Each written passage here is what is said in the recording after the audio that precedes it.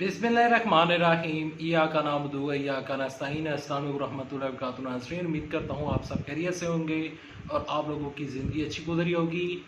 PP7 की latest update लेकर आपकी खिदमत में हाज़िर हूँ। आज दिन भर क्या होता रहा आपके साथ डिस्कस करूँगा कि तहसील कोटा में इस टाइम जो दोनों ग्रुप्स मौजूद हैं, मुस्लिम लीग नून और तहरीक इंसाफ, वो ग्रुप्स क्या कर रहे हैं। धांधली के कुछ सबूत मंजरे आपके ऊपर आए हैं। ये जो सबूत हैं, ये सबूत क्या कहते हैं, क्या ये सबूत काफ़ी हैं और इस टाइम तहरीक इंसाफ क्या दावा कर रही है, तहरीक इंसाफ को किन किन पोलिंग स्टेशन के ऊपर शक है, और इसके अलावा जो मुस्लिम लीग नून के कैंडिडेट यानी कि राजा सगीर के वकील साहब जो हैं, उन्होंने बाकायदा तौर पर प्रेस कॉन्फ्रेंस करते हुए क्या कहा, आपके साथ मुकम्मल चीज़ें डिस्कस करूंगा कि मुकम्मल तफसीलात क्या हैं। तफसीलात को डिस्कस करने से पहले, आगे बढ़ने से पहले आप सबसे छोटी गुजारिश है कि इस वीडियो को लाइक कीजिएगा, चैनल सब्सक्राइब कीजिएगा, साथ ही नोटिफिकेशन बेल दबाइएगा ताकि जो आने वाले वीडियोज़ हैं आप उनको मिस ना कर सकें। देखें, जो बाकायदा तौर पर 17 जुलाई को इलेक्शन हुआ, 17 जुलाई को जब इलेक्शन हुआ तो तकरीबन रात को 1 या 1:30 के करीब टाइम था जब ये बाकायदा तौर पर हमारे सामने रिजल्ट आया और RO ने बाकायदा तौर पर जितने भी हलके थे, जितने भी पोलिंग स्टेशन थे, तो उन्होंने बाकायदा तौर पर उन तमाम तर पोलिंग स्टेशन के जो फॉर्म 45 हैं और ये जो तमाम चीज़ें हैं, इनको कंबाइन करके बाकायदा तौर पर एक रिजल्ट बाकायदा तौर पर शेयर कर दिया, जिसके मुताबिक राजा सगीर साहब जो थे वो जीत गए थे। राजा सगीर साहब जीते। उसके बाद जो रिटायर्ड करने शबीर रहमान है, उन्होंने इस इलेक्शन को मुतनाज़ा करार दे दिया। वो कहते हैं कि हमें इस इलेक्शन के ऊपर, और ये जो RO ने रात के टाइम बाकायदा तौर पर रिजल्ट की अनाउंसमेंट की, तो हमें इसके ऊपर शक है। हम इस इलेक्शन को नहीं मानते क्योंकि जो 32 पोलिंग स्टेशन अभी रह चुके थे और हमारी तकरीबन 4000 की लीड चल रही थी, और तकरीबन जो लास्ट पोलिंग स्टेशन था जिसके ऊपर हमें शक है कि बाकायदा तौर पर जहां पर रेकिंग की गई है, धांधली की गई है, तो लिहाजा हमें रिकाउंटिंग का मौका दिया जाए। और उन्होंने रिकाउंटिंग की दरख्वास्त जमा करवाई थी और रिकाउंटिंग की दरख्वास्त जो थी वो एक्सेप्ट हो गई थी। आज का टाइम था और आज RO ने फैसला करना था कि रिकाउंटिंग जो है वो करनी है नहीं करनी है। ये मामला जो था वो पूरा दिन चलता रहा। अब ये मामला जो था वो चलता रहा, कुछ मुतज़ाद खबरें, कुछ फेक न्यूज़ जो हैं वो सोशल मीडिया के ऊपर वायरल होती रही। कभी नून लीग की जानब से बाकायदा तौर पर कुछ खबरें वायरल हुई कि राजा सगीर साहब को जितवा दिया गया है, राजा सगीर साहब जो हैं वो MPA बन चुके हैं। कुछ इस तरह की खबरें वायरल हुई और जो कुछ कहोटा में होता रहा, वहाँ ये होता रहा कि जो दोनों ग्रुप्स हैं, राजा सगीर साहब कहते रहे हैं कि बाकायदा तौर पर मैं जीता हुआ हूँ और मैं यहाँ से कहीं भी नहीं जा रहा, मैं यहाँ से नहीं लूँगा। राजा सगीर ने कहा कि अगर आप री इलेक्शन करवाना चाहते हैं तो मैं री इलेक्शन के लिए तैयार हूँ। यहाँ पर मजीद क्या चीज़ें निकल कर आई हैं, सबसे पहले आपके साथ कुछ सबूत यहाँ पर आपके साथ शेयर करते हैं जो कि तहरीक इंसाफ वाले इन सबूतों को शेयर कर रहे हैं। यहाँ पर सबसे पहले आप एक वोट देखें जो कि रिजेक्ट शुदा वोट है। इसको तहरीक इंसाफ कह रही है कि ये वोट जो है वो सही वोट कास्ट किया गया है, ये रिजेक्ट शुदा वोट नहीं है।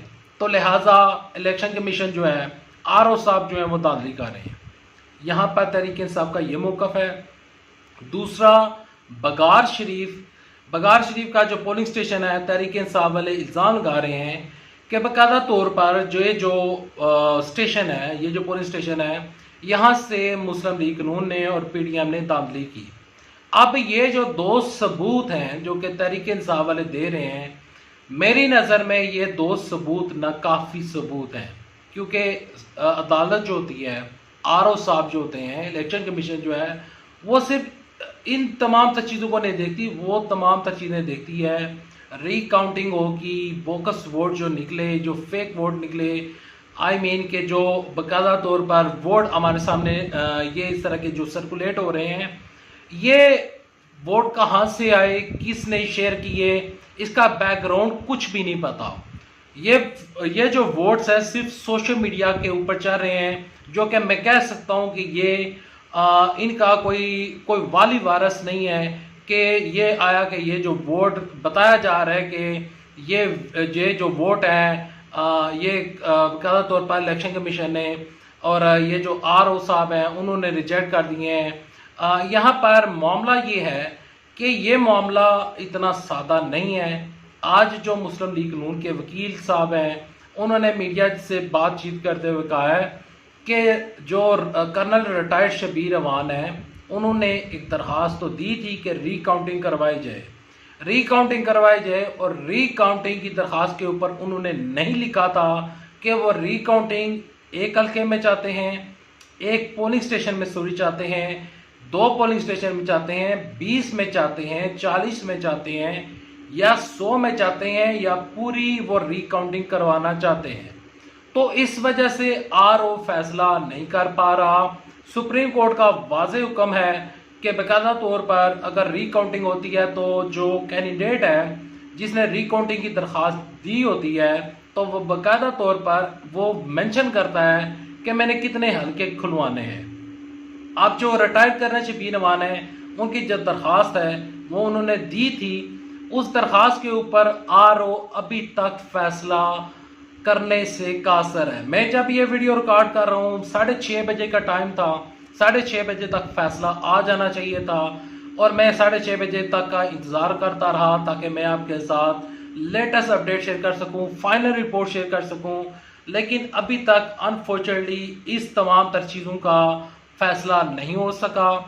यहाँ पर तहरीक इंसाफ वाले इल्ज़ामात लगा रहे हैं, तहरीक इंसाफ वाले इस इलेक्शन को मानने से इनकारी हैं। रिटायर करने शबीर अवान इस इलेक्शन को मानने से इनकारी हैं। वो कहते हैं कि मैं इस इलेक्शन को नहीं मानता क्योंकि लास्ट टाइम तक मेरी 3-4 हज़ार की लीड थी और तहरीक इंसाफ वाले ये क्लेम कर रहे हैं, बड़ा दावा कर रहे हैं कि 32 पोलिंग स्टेशन की अगर बाकायदा तौर पर रिकाउंटिंग करवाई जाए तो हम 4000 से ज़्यादा की लीड हमारी है और हम इलेक्शन जीत चुके थे। लेकिन लास्ट टाइम के ऊपर आकर RO की बाकायदा तौर पर उन्होंने RO की ये साजिश है और बाकायदा तौर पर जो रिटायर्ड कर्नल शबीर अवान साहब हैं उन्होंने कहा है कि बगार शरीफ के ऊपर भी हमें एतराज़ है, वहाँ का जो ये जो पुलिस स्टेशन है वहाँ पर भी हमें धांधली का शक शुबात हैं। और इसके अलावा उन्होंने कहा कि इस इलेक्शन को वो तस्लीम नहीं करते क्योंकि रात के 1 बजे के करीब जाकर रिजल्ट देना इन तमाम तर चीज़ों को मुतनाज़ा बना रहा है। अब ये जो तमाम तर चीज़ें हैं वो मेरी नज़र में ये मामला यहाँ तक रुकेगा नहीं, ये मामला हाई कोर्ट में जाएगा और ये मामला जो है यकीनन 3-4 दिन मज़ीद चलेगा और जो हाई कोर्ट है इस्लामाबाद हाई कोर्ट जो है वो इस चीज़ के ऊपर फैसला सुनाएगा और ये मामला हो सकता है कि सुप्रीम कोर्ट में चला जाए, लाहौर हाई कोर्ट में चला जाए। ये जो मामलात हैं ये मामला जो है अब वो मुझे अदालतों में जाता हुआ नज़र आ रहा है क्योंकि दोनों साइड्स जो हैं, राजा सगीर साहब जो हैं वो कहते हैं कि दोबारा इलेक्शन करवा लें, लेकिन राजा सगीर साहब के दोबारा इलेक्शन के ऊपर यानी कि ये जो मुतालबा है मेरा नहीं अंदाज़ा कि दोबारा इलेक्शन हो जाना है क्योंकि अब टाइम बहुत कम रह चुका है। और दूसरी जानब से तहरीक साहब वाले ये कह रहे हैं कि रिकाउंटिंग करवाई जाए। रिकाउंटिंग कितने बजे होगी, कब होगी, ये मैं आपको बताने से कासर हूँ क्योंकि इसका फ़ैसला RO ने करना है। जो ही RO फैसला सुनाएगा वो मैं आपके साथ शेयर कर दूँगा। और ये जो जितने भी सबूत अभी तक तहरीक साहब ने प्रोवाइड किए हैं जो कि सोशल मीडिया के हद तक हैं, यहाँ पर बड़ा सवाल ये उठता है और इस सवाल को छोड़कर मैं जा रहा हूँ कि क्या ये सबूत बाकायदा तौर पर अदालतों में ये तहरीक साहब पेश करेगी। पहली बात ये, दूसरी बात ये कि धांधली को बाकायदा तौर पर अगर धांधली हुई है या नहीं हुई है इसको देखने के लिए फॉर्म 45 ये जो पोलिंग स्टेशन थे 266 ये जो जितने भी पोलिंग स्टेशन थे इन तमाम तर हलकों के इस PP7 के हलके के 266 ये जो पोलिंग स्टेशन थे इन तमाम तर पोलिंग स्टेशन के अगर फॉर्म 45 को साथ रखा जाए, एक एक फॉर्म के ऊपर जितनी जितनी वोट्स हैं उनको मिलाया जाए और फिर उनको जमा करके पता चल जाएगा कि क्या वाकई धांधली हुई है या नहीं। लेकिन ये डिसाइड मैंने नहीं कर रहा और ये सबूत और ये जो धांधली के सबूत हैं इसको मैंने डिसाइड नहीं करना, क्योंकि मैं जज नहीं हूँ। मेरा काम है रिपोर्टिंग करना। मैंने आप तक अब तक की जो PP7 की लेटेस्ट अपडेट, न्यूज़ अपडेट थी, मैंने आपके साथ शेयर कर दी। अब मामला अदालत की तरफ जाएगा, RO के ऊपर नज़रें लगी हुई हैं और देखते हैं कि फैसला क्या आता है। अल्लाह हाफिज़। पाकिस्तान जिंदाबाद, अफवाज पाकिस्तान जिंदाबाद।